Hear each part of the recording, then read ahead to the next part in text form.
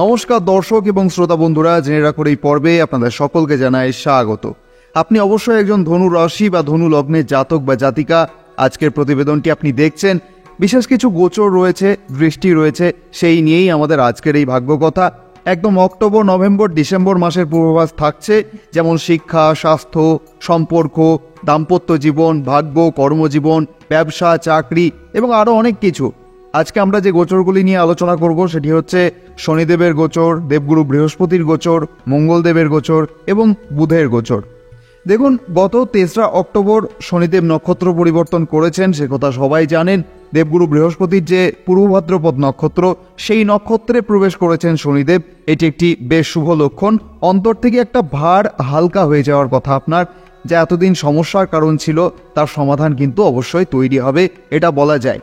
যদিও এই সময় শনিদেব বক্রী অবস্থায় রয়েছেন, তাই খুব দ্রুত ফলাফলের আশা করা যায় না এই সময়। আবার একদিক থেকে দেখলে ধনু রাশিতে শনিদেবের একটি 2.5 বছরের পর্যায় চলছে, যাকে আমরা অনেক সময় ঢাইয়া, আড়াইয়া ইত্যাদি বলে থাকি। তো শনিদেব মার্গী হয়ে যাচ্ছেন আগামী 28শে নভেম্বর 2025 শুক্রবার সকাল 9:20। তো তারপর থেকে কিন্তু আরও অনেক সমস্যার সমাধান কিন্তু হতে দেখা যাবে। তাছাড়াও দেবগুরু বৃহস্পতি, যিনি আপনার রাশি এবং লগ্নের অধিপতি, তিনি প্রবেশ করেছেন আপনার 8ম ঘরে। সেখানে তিনি উচ্চস্থ অবস্থায় আছেন ঠিকই, তবে একটা বিষয় না বললেই নয়, যে কোনো গ্রহ, বিশেষ করে শুভ গ্রহ যদি 8ম ঘরে অবস্থান করেন, তখন তার কিছু প্রাকৃতিক দৃষ্টিভঙ্গির বদল ঘটে। তাই কিছু ভিন্ন ফলাফল এই অবস্থায় লক্ষ্য করা যায়। আবার যাদের জন্মছকে শুভ গ্রহের অবস্থান কোনো দুর্বল স্থানে রয়েছে, তো সেক্ষেত্রে কিছু অপ্রত্যাশিত অভিজ্ঞতাও কিন্তু দেখা যেতে পারে। দেবগুরু বৃহস্পতির এই যে গোচরটি হয়েছে গত 18ই অক্টোবর, সেই গোচরটি হচ্ছে অতিচারী গোচর। এটি সাময়িক গোচর। তিনি আবার মিথুন রাশিতে ফিরবেন বক্রী হয়ে। তিনি বক্রী হচ্ছেন আগামী 11ই নভেম্বর 2025 মঙ্গলবার রাত্রি 10:11।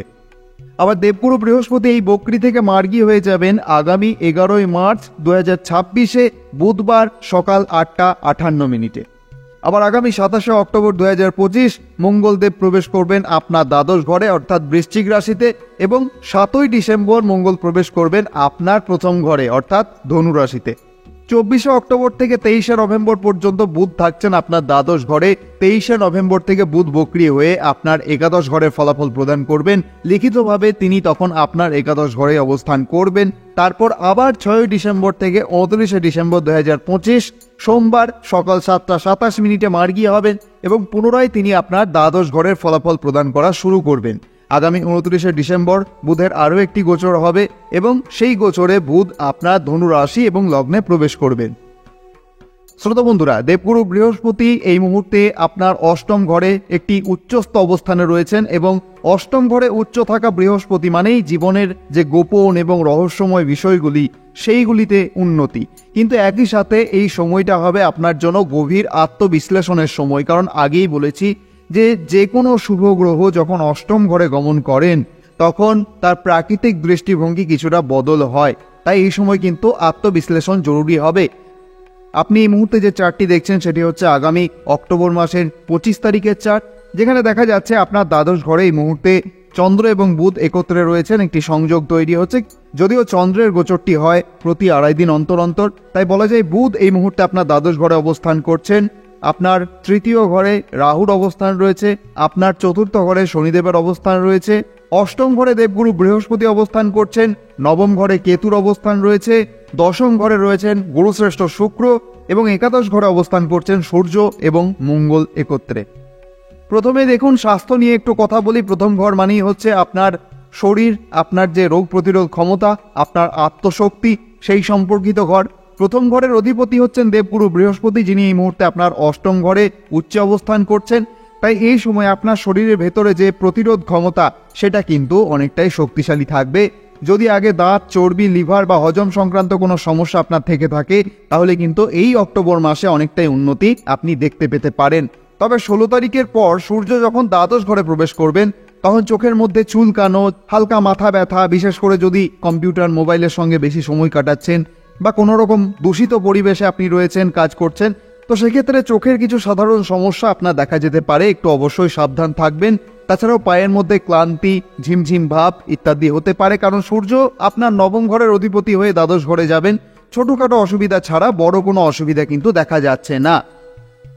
এবার দেখা যাক আপনার শিক্ষা এবং অধ্যয়ন সম্পর্কিত যে বিষয়গুলি আছে, আপনার পঞ্চম ঘর মানে শিক্ষা, একাগ্রতা এবং একাডেমিক যে সাফল্য সেটিকে নিশ্চিত করে।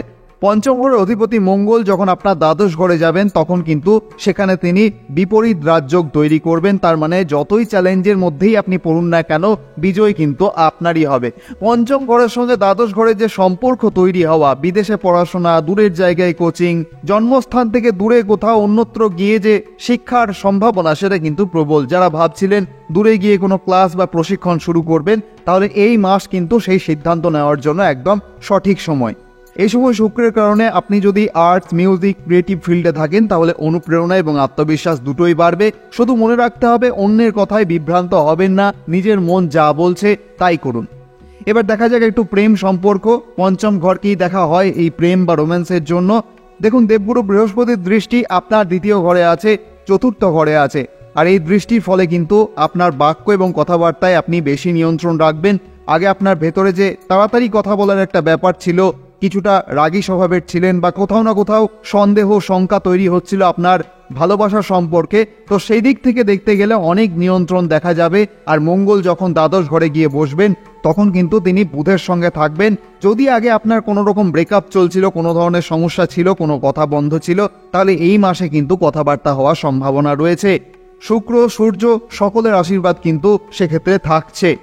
16ই নভেম্বরের আগে পর্যন্ত যাদের সাথে আপনি ভালোবাসা সম্পর্কে রয়েছেন তাদের ভেতরে কিছুটা অ্যাগ্রেশন টাইপ দেখা দিতে পারে, তবে সেটি আপনার ভেতরে নয়, তাদের ভেতরে। তাদের একটু মেজাজের পরিবর্তন দেখা যেতে পারে, ছোট ছোট বিষয় নিয়ে জেদ করা, যে কোনো রকম একরোখা স্বভাব, এগুলি কিন্তু দেখা যেতে পারে। কিন্তু তবুও সামগ্রিকভাবে যদি দেখা যায় তাহলে আপনার যে ভালোবাসা সম্পর্ক সেটি কিন্তু ঠিকঠাকই থাকবে।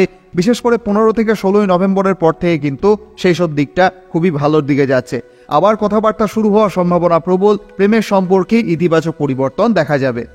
এবার বলি একটু বৈবাহিক জীবন নিয়ে। সপ্তম ঘর হচ্ছে বৈবাহিক জীবনের ঘর। সপ্তম ঘরের অধিপতি বুধ এই মুহূর্তে আপনার দ্বাদশ ঘরে অবস্থান করছেন। দেখুন, 23শে নভেম্বরের আগে পর্যন্ত আপনার জীবনসঙ্গীর ত্বক সম্পর্কিত যে সমস্যাগুলি হয়, এই যেমন বিভিন্ন রকমের ইনফেকশন, অ্যালার্জি, এইসবের সম্ভাবনা কিন্তু দেখা যাচ্ছে। কারণ বুধ দ্বাদশ ঘরে বসে আছেন মঙ্গলের সঙ্গে। মঙ্গল অগ্নিতত্ত্বের গ্রহ এবং রক্তের কারক। সুতরাং বিবাহিত জীবনে কোনো ভুল বোঝাবুঝি বা বিভ্রান্তি হওয়ার আশঙ্কা আছে।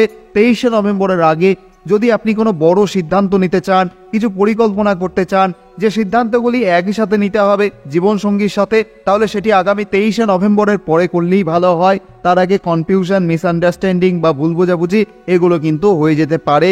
জীবনসঙ্গীর স্বাস্থ্যের দিকেও আপনাকে নজর রাখতে হবে। ত্বকে সংক্রমণ, অ্যালার্জি, জ্বর বা ভাইরাল জাতীয় কোনো ইনফেকশন, সেইগুলি কিন্তু আপনাকে একটু লক্ষ্য রাখতে হবে। একটু যত্ন নিলেই ঠিক থাকবে। আগামী 23শে নভেম্বরের পর কিন্তু এইসব হওয়ার সম্ভাবনা কিন্তু আর থাকছে না। এবার দেখা যাক আপনার ভাগ্য এবং কর্মজীবন। যেখানে কেতু বসে আছেন সেটা হচ্ছে আপনার ভাগ্যস্থান, আর শুক্রের অবস্থান রয়েছে আপনার কর্মক্ষেত্রে। নবম ঘরের অধিপতি সূর্য, দশম ঘরের অধিপতি বুধ। এখন যদি ভাগ্যের কথা বলি তাহলে ভাগ্যের স্বামী সূর্য নিচস্থ হয়ে বসে আছেন লাভ স্থানে। যদিও নিচস্থ, কিন্তু একাদশ ঘরের থেকে নিজ ভঙ্গ রাজযোগ একটা তৈরি হচ্ছে। আগামী 16ই নভেম্বরের আগে বিশেষ করে বলা যাবে, যদি আপনি কোনো ইনভেস্ট করতে চান, বিনিয়োগ করতে চান, ট্রেডিং, এসআইপি বা অন্য কোনো বিনিয়োগ সংক্রান্ত কোনো কাজ করতে চান, তাহলে আগামী 16ই নভেম্বরের আগে করে ফেলুন। কারণ সূর্য এই মুহূর্তে একাদশ ঘরে অবস্থান করছেন, অর্থাৎ লাভ স্থানে বসে আছেন। তো ভাগ্যের সঙ্গে লাভ স্থানের সংযোগ তৈরি হচ্ছে, তাই শুভ ফল কিন্তু পাওয়া যায়। কিন্তু আগামী 16ই নভেম্বরের পর যখন সূর্য আপনার দ্বাদশ ঘরে চলে যাবেন, আর দ্বাদশ ঘরকে বলা হয় ক্ষয়ের স্থান, খরচার ঘর, তো এখান থেকে লোকসান, ব্যয় বৃদ্ধি এবং অনর্থক যে খরচা সেইগুলো কিন্তু ইঙ্গিত দেয়। তাই তখন বিনিয়োগ করাটা আপনার জন্য খুব একটা সুবিধার নাও হতে পারে। তাই অবশ্যই কনসিডার করতে পারেন এই বিষয়টি। অনেক সময় দ্বাদশ ঘরকে খারাপ ঘরও বলা হয়। তো সেক্ষেত্রে ভাগ্যপতি যদি কোনো খারাপ ঘরে গমন করেন, তো সেক্ষেত্রে সেটা একদম অশুভত্ব না বললেও কিন্তু শুভত্বও বলা যায় না জোর গলায়। তো তার অর্থ হচ্ছে আপনি যা কিছু করতে চাইছেন সেটা 16 তারিখের আগে যদি করতে পারেন তাহলে কিন্তু আপনার জন্য সেটি খুবই ভালো প্রমাণিত হতে পারে। কোনো বিনিয়োগ, কোনো বড় কাজ, কোনো শুভ কাজ, কোনো মাঙ্গলিক অনুষ্ঠান, কোনো রকম কোনো ভ্রমণ, মিটিং অ্যাটেন্ড বা কোনো বড় কাজ বা ব্যবসার সূত্রপাত, সবকিছুই কিন্তু আগামী 16 তারিখের আগে পর্যন্ত আপনার জন্য ভালো। 16 তারিখের পর থেকে একটু খাটুনি বেশি হতে পারে, পরিশ্রম বেশি হতে পারে, একটু বেশি প্রচেষ্টা দিতে হতে পারে। সেক্ষেত্রে কিছুটা স্ট্রাগল দেখা যেতে পারে, তারপরে বাধাও আসতে পারে। এই সমস্ত বিষয় কিন্তু আপনাকে মাথায় রাখতে হবে। আর তারপর আত্মবিশ্বাসও কিছুটা নিচে নেমে আসবে সেই সময় যখন সূর্য আপনার দ্বাদশ ঘরে যাবেন।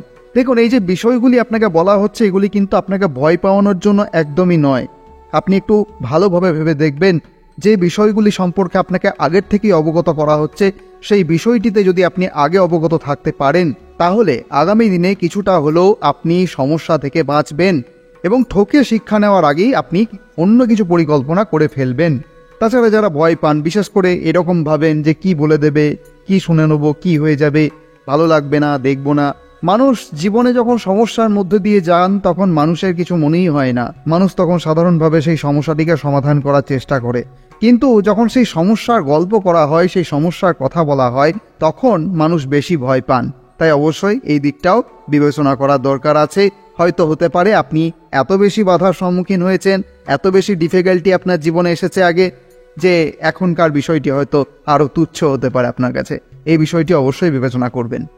তো এখন বলি একটু কেরিয়ার নিয়ে। দশম ঘরের অধিপতি বুধ দ্বাদশ ঘরে মঙ্গলের সঙ্গে সংযোগ তৈরি করবেন এবং মঙ্গল আপনার পঞ্চম ঘরের অধিপতি। যদি সরাসরি পড়াশোনা শেষ করে কেরিয়ারে প্রবেশ করবেন বা কোনো ইন্টারভিউ দিতে যাবেন, বিদেশে যাবেন, কোনো এমএনসি কোম্পানিতে কাজ করবেন বা অন্য কোনো রাজ্যে যাবেন, অন্য কোনো শহরে যাবেন, কোনো রকম টেক লাইন, সার্জন লাইন, ডাক্তার, ইঞ্জিনিয়ার লাইন, এই সমস্ত লাইনে যাবেন, সেই সব কিছুর জন্য কিন্তু দরজা খোলা রয়েছে। খুব ভালো একটা গ্রহের অবস্থান রয়েছে। তো সেক্ষেত্রে কিন্তু এই মাস সেই সব লাইনের জন্য খুবই ভালো দেখা যাচ্ছে।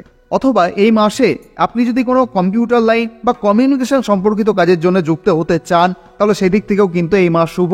এবং একই সঙ্গে আপনি যদি এইরকম লাইনে রয়েছেন আগের থেকে, তাহলেও কিন্তু এই মাসটি আপনার জন্য অত্যন্ত ভালো। কারণ দশম ঘরের অধিপতি বুধ, তিনি কমিউনিকেশন, বাচন, যুক্তি এবং পরিকল্পনার গ্রহ। আর মঙ্গল, তিনি টেকনিক্যাল, সার্জিক্যাল এবং উদ্যমের প্রতীক। তাই দূরে গিয়ে কাজ করার ক্ষেত্রে কিন্তু ভালো ফল দেখা যাচ্ছে, এটা কিন্তু বলা যায়। কেরিয়ার নিয়ে সার্বিকভাবে বললে বুধ মঙ্গলের সঙ্গে বসে থাকবেন, মানে আপনার মধ্যে যে এনার্জি সেটা বজায় থাকবে, কিন্তু তাড়াহুড়োর কারণে নিজের কাজ নষ্ট করবেন না, এই বিষয়ে একটু বিবেচনা করবেন। এই মুহূর্তে শনিদেবের একটি পর্যায়ে আপনার চলছে, কিন্তু একটা বিষয় মনে রাখতে হবে, তাড়াহুড়ো করবেন না। আপনি যে কাজ করছেন সেটাকে আগে ভালো করে চেক করুন, ক্লিয়ার করুন, আপনার প্রেজেন্টেশন ঠিক রাখুন। কারণ বুধের সঙ্গে মঙ্গল অবস্থান করবেন। তাড়াহুড়ো এবং বাড়তি আত্মবিশ্বাসে কখনো কখনো কিন্তু সরাসরি কিছু বলে ফেলা, এসব হালকা চড়াই উতরাই কিন্তু দেখা যেতে পারে। তবে কেরিয়ার ভালো হবে আগামী 23 নভেম্বরের পর থেকে। বুধ যখন বক্রী হয়ে একাদশ ঘরে প্রবেশ করবেন, যদি আপনার এই মাসে কোনো রকম প্রমোশন পেন্ডিং থাকে, 23 নভেম্বরের পর কিন্তু সম্ভাবনা রয়েছে, যোগ তৈরি হচ্ছে। অবশ্যই নিজের থেকে আপনাকে চেষ্টা করতে হবে। 23 নভেম্বরের পর কিন্তু নতুন চাকরি পাওয়ার সম্ভাবনাও কিন্তু ভালো রয়েছে। শনিদেব যখন মার্গী হবেন, তখন আপনার যে প্রপার্টি সম্পর্কিত কোনো কাজ যদি আটকে ছিল, সম্পত্তি সংক্রান্ত কোনো কাজ যদি আটকে ছিল, আপনার যিনি মা বা মাতৃস্থানীয় কোনো ব্যক্তি, তার যদি কোনো রকম জয়েন্ট পেন চলছিল অথবা কোনো মানসিক উদ্বেগে ভুগছিলেন, তাহলে সেক্ষেত্রে কিন্তু সেই উদ্বেগ দূর হতে দেখা যায়। আর যদি কোনো নির্মাণ কাজ, মেশিন, লোহা বা আয়রন জাতীয় কিছু কিনতে চাইছিলেন, সেটা কিন্তু তখন করতে পারবেন। অথবা যদি আপনার ঊর্ধ্বতন কোনো কর্তৃপক্ষের সঙ্গে কোনো বিতর্ক বা তর্ক চলছিল কেরিয়ারে, শনি মার্গী হয়ে যাওয়ার পরে অর্থাৎ 27 নভেম্বরের পর থেকে কিন্তু ভালো ভালো ফল দেখা যাবে। তবে শনি মার্গে নিয়ে আমাদের আরও একটি বিশেষ পর্ব থাকবে, তখন কিন্তু অবশ্যই আপনারা সেটি জানতে পারবেন।